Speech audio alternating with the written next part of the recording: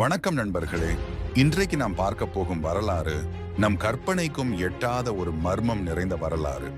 கடலுக்கு அடியில் ஒரு மாபெரும் உலகம் புதைந்திருக்கிறது என்று சொன்னால் உங்களால் நம்ப முடிகிறதா? அதுவும் நாம் பேசும் தமிழ் மொழியும் தமிழர்களின் நாகரீகமும் முதலில் தோன்றிய இடமே அந்த கடலுக்கு அடியில் தான் இருக்கிறது என்று சொன்னால் ஆம், அதுதான் குமரி கண்டம். இன்றைக்கு நாம் பார்க்கும் கன்னியாகுமரிக்கு தெற்கே பல ஆயிரம் ஆண்டுகளுக்கு முன்னாடி ஒரு பிரம்மாண்டமான நிலப்பரப்பு இருந்திருக்கு. அங்கதான் உலகின் முதல் மனிதன் தோன்றி தமிழ் பேசி உலகையே ஆண்டான தமிழ் இலக்கியங்கள் சொல்லுது. ஆனா இன்றைக்கு அந்த நிலம் எங்க போச்சு? அது நிஜமாவே இருந்ததா இல்ல வெறும் கற்பனையா? இதோ குமரி கண்டத்தின் முழு வரலாற்றையும் இந்த வீடியோவில் விரிவாக பார்ப்போம்.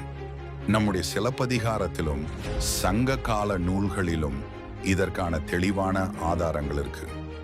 பஃப்ருலி ஆறும் பன்மலை அடுக்கத்து குமரி கோடும் கொடுங்கடல் கொள்ள அப்படின்னு சிலப்பதிகாரம் சொல்லுது. அதாவது பஃப்ருலி ஆற்றையும் குமரி மலையையும் கடல் தன்வசப்படுத்தி கொண்டது என்பது இதன் பொருள். பண்டைய தமிழ் உரை ஆசிரியர்களின் குறிப்புகளின்படி இந்த குமரி கண்டம் சாதாரண நிலம் கிடையாது.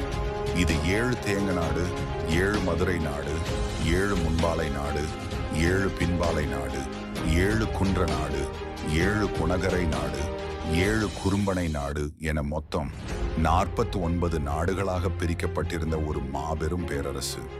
இந்த நிலப்பரப்பை வளம் கொழிக்க செய்ய பஃப்ரோலி ஆறும் குமரி ஆறும் ஓடியுள்ளன. அது மட்டுமில்லாமல் மணிமலை மற்றும் குமரி மலைத்தொடர் போன்ற பெரிய மலைகளும் அங்கிருந்துள்ளன.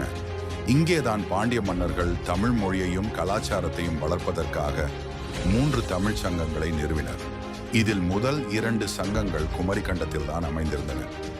முதலாம் தமிழ் சங்கம் தென்மதுரையில் நடைபெற்றது. இது குமரி கண்டத்தின் தலைநகரமாக இருந்தது. இங்கு காய்ச்சினவழுதி முதல் கடுங்கோன் வரை மொத்தம் 89 மன்னர்கள் தமிழ் வளர்த்தார்கள்.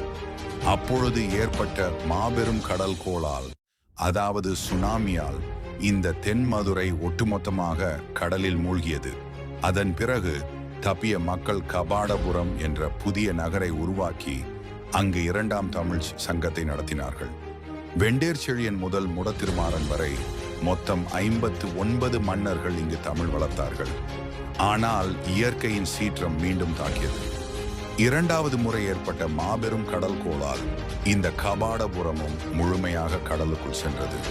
இந்த பேரழிவுகளில் இருந்து தப்பி பிழைத்த தமிழர்கள் வடக்கு நோக்கி நகர்ந்து வந்து இன்றைய தமிழ்நாட்டில் இருக்கும் மதுரையில் 3ஆம் தமிழ் சங்கத்தை நிறுவினார்கள்.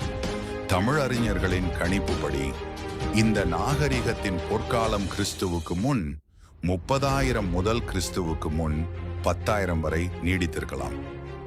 கிறிஸ்துவுக்கு முன் 10,000 முதல் கிறிஸ்துவுக்கு முன் 3,000 காலகட்டத்திற்குள் ஏற்பட்ட தொடர்ச்சியான கடல் கோள்களால் இந்த நிலப்பரப்பு முற்றிலும் அழிந்துவிட்டது.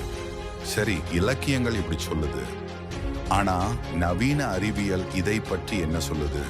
19ஆம் நூற்றாண்டில் ஐரோப்பிய விலங்கியல் அறிஞர் பிலிப் ஷாக்லேட்டர் மடகாஸ்கர், ஆப்பிரிக்கா மற்றும் இந்திய பகுதிகளில் வாழும் லெமூர் என்ற உயிரினங்களின் ஒற்றுமையை ஆராய்ந்தார்.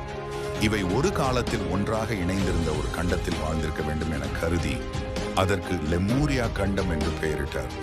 நம் தமிழ் அறிஞர்கள் இந்த லெமூரியா கண்ட கோட்பாட்டை தமிழ் இலக்கியங்களில் கூறப்பட்டுள்ள குமரி கண்டத்துடன் ஒப்பிட்டனர். தற்கால நவீன புவியியல் ஆய்வுகள் மனிதர்கள் வாழ்ந்த சமீபத்திய வரலாற்று காலத்தில் ஒரு மாபெரும் கண்டம் கடலில் மூழ்க வாய்ப்பில்லை என்று கூறினாலும் ஒரு முக்கியமான உண்மையை ஒப்புக்கொள்கிறார்கள்.